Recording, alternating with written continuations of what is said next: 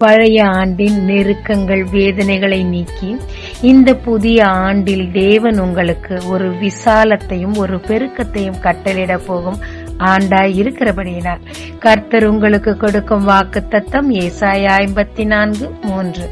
நீ வலதுபுறத்திலும் இடதுபுறத்திலும் இடம் கொண்டு பெருகுவாய். ஷார்ட்ஸ்ல 5 விதமான பெருக்கத்தை பத்தி நம்ம பார்த்தோங்க. அந்த பெருக்கத்தை நம் வாழ்க்கையில் சுதந்திரிக்க என்ன செய்ய வேண்டும் என்று சொல்லி அந்த 5 காரியங்களையும் கொஞ்சம் விரிவாவே நம்ம பார்க்கலாங்க. நாம் எப்பொழுதும் பெருகி இருக்கவே தேவன் விரும்புகிறார். நம்ம குறுகி இருக்கிறதுக்கு தேவன் ஒரு காலம் விரும்புவதில்லைங்க. தேவனுடைய சித்தமே நாம் பெருகி இருக்க வேண்டியதுதான். ஆதியாகமம் 1:28 தேவன் சொல்லுகிறார், நீங்க பழகி பெருகி பூமியை நிரப்பி அதை ஆண்டு கொள்ளுங்க, எல்லாவற்றையும் ஆண்டு கொள்ளுங்கன்னு சொல்லி ஒரு ஆளுகையை தருகிறார். இதற்கு நாம் எதுவுமே செய்ய வேண்டாம், அது ஒரு சித்தம். ஆனா இந்த நம்ம தக்க வச்சுக்கிட்டாலே போதும்.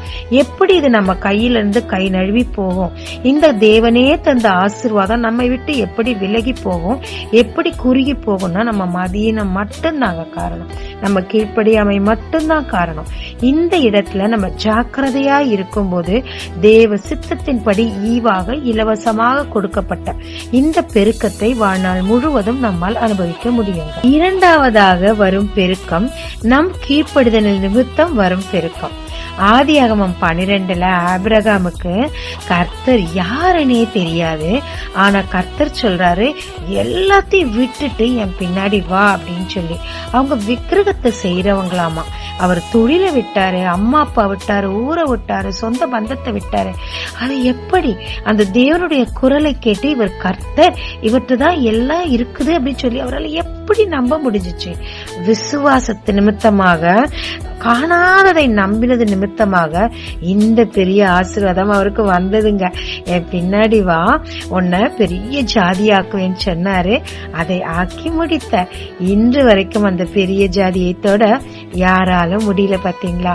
இந்த பெருக்கத்தை அனுபவிக்க நமக்கு தேவையானது ஒரு நல்ல ஆழமான விசுவாசங்க. மூன்றாவதாக தேவ சித்தப்படி நம்முடைய விசுவாசத்து நிமித்தம் கொடுக்கும் வாக்கு தத்தங்கள் பெருக்கம் நம்மில் நிலைத்திருக்கத்தக்கதான ஒரு பெருக்கங்க.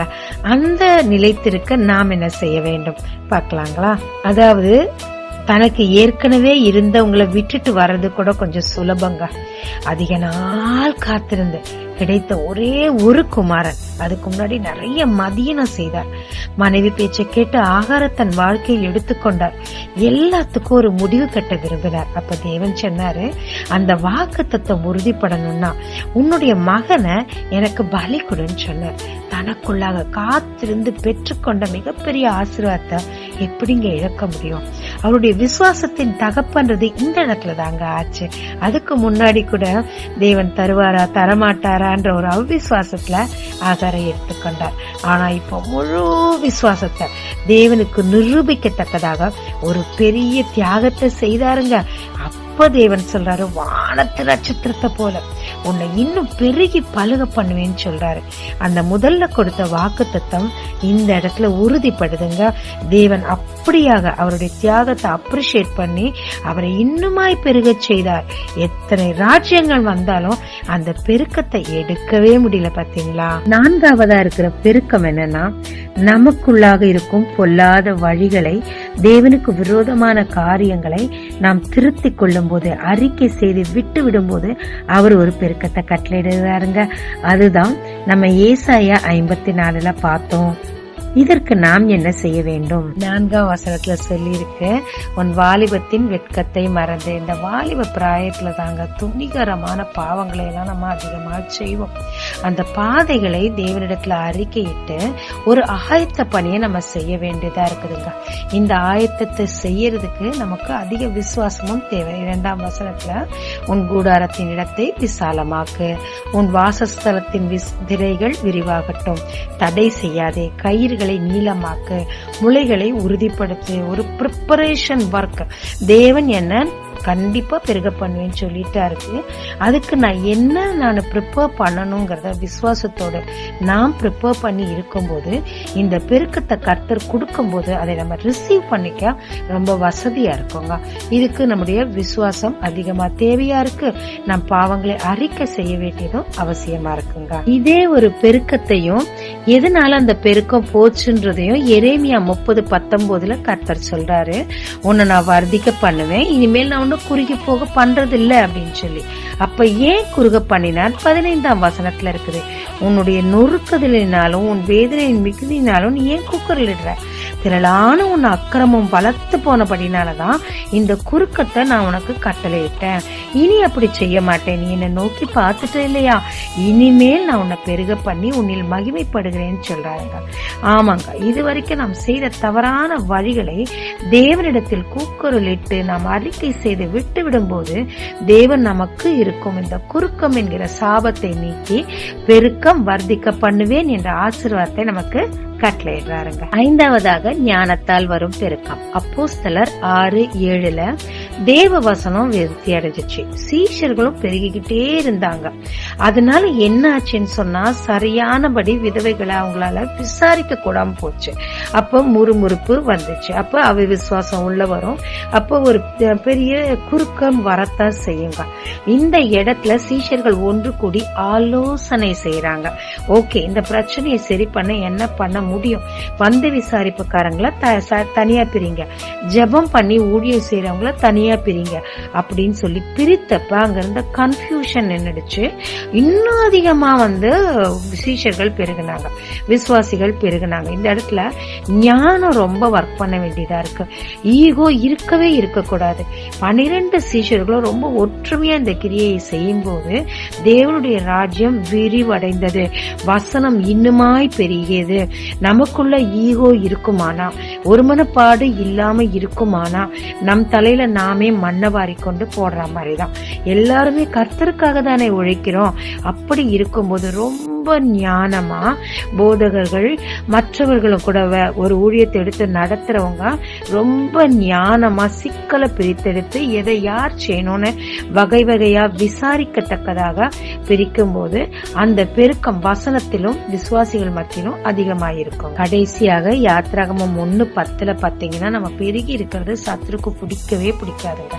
யாத்ராகமத்துல ஜனங்க அதிகமா பெருகிக்கிட்டே இருக்கிறாங்க, எவ்வளவு வேலை கொடுக்கறாங்க, பெருகுறாங்க. அப்ப சத்ரு ஒரு உபாயம் பண்றான். அவங்களுக்குள்ள ஒரு யுத்தத்தை உண்டாக்குவோம், அவங்களுக்குள்ள ஒரு பகையை உண்டாக்குவோம், ஒரு விரோதத்தை உண்டாக்குவோம். அவங்க தேசத்தை விட்டு போக கூடாது, ஒருத்தர் அடிச்சுக்கிட்டு இங்கேயே இருக்கணும் அப்படின்னு ஒரு உபாயம் பண்றாங்க. ஆனா கர்த்தர் என்ன செய்யறாருன்னா, எவ்வளவுதான் அவங்க ஒடுக்கினாலும் அவங்கள பெருக செய்யறார். இன்னும் சொல்ல போனா மருத்துவச்சிகள் மூலமா கூட அந்த பிள்ளைகளை கொல்ல கூட அவங்க முயற்சி பண்ணாங்க. ஏன், ஆண் குழந்தைங்கள கொன்று கூட போட்டாங்க. ஆனாலும் தேவன் அதிலிருந்து பிள்ளைகளை பிழைக்க செய்து அதிலிருந்து மோசையை அரச மாளிகையிலேயே வளர்த்து அந்த பெருக்கத்துக்கு ஒரு பெரிய விடுதலை கட்டளையிட தேவன் உதவி செய்தார். இந்த இடத்துல நம்ம எவ்வளவு ஞானமா இருக்கணும்னா, சத்ரு நம்ம எப்பயும் ஒடுக்கி போறதுக்கும் சிரமப்படுறதுக்கும் தான் காத்திருக்கிறோம். நம்ம அதிக ஞானத்தோடு தேவனை பற்றி பிடிச்சிட்டு இருக்கணும். ஏன்னா நமக்கு விரோதமா சத்ரு போராடிட்டே தான் இருப்பான். எந்த அளவு தேவனோடு நெருங்கி இருக்கிறோமோ அந்த அளவு அவங்க எவ்வளவுதான் ஒடுக்கப்பட்டாலும் பெருக்கம் நிச்சயம். ஆமாங்க, இந்த 2026 தேவன் நம்மை நிச்சயமாகவே பெருக பண்ணுவாருங்க. ஏன்னா அது அவருடைய சித்தத்துல இருக்குது. அதை சுதந்திரிக்க நமக்கு தேவையான கீழ்ப்படிதல், உறுதி, ஞானம், நம் பாதைகளை திருத்தி கொண்டு சத்ருவினோட தந்திரங்களை அறிந்து அதற்கேற்ற மாதிரி கிரியை செய்து தேவன் விரும்பும் சொன்ன அந்த ப்ரிப்பரேஷன் ஒர்க்கை நம்ம செய்து முடிக்கும் போது பழைய ஆண்டில் நீங்க அனுபவித்த எல்லா விதமான சுருக்கம், குறுக்கல் எதுவோ அதெல்லாம் நீங்கி போய் தேவன் ஒரு விசாலத்தை, ஒரு பெருக்கத்தை உங்களுக்கு கட்டளிருப்பது நிச்சயங்க. அதை விசுவாசித்து சுதந்திரித்துக் கொள்ளுங்க. நிச்சயமாய் தேவன் உங்களை ஆசீர்வதிப்பார்.